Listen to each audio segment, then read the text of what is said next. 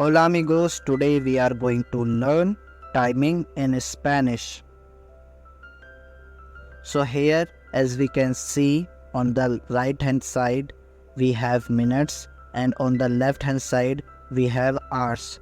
So how do we say 1 p.m. in Spanish? So just we simply say es la una en punto de la tarde.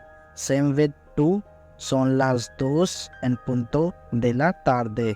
Same with 3, son las tres en punto de la tarde. And now we have some examples. So just we can see 1 p.m. es la una en punto de la tarde. For 2:15 we say son las 2:15 de la tarde.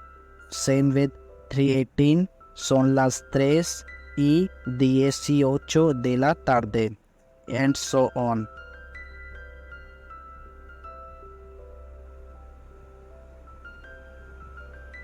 Activity time. As we can see, there are some questions and you have to answer in the comment box.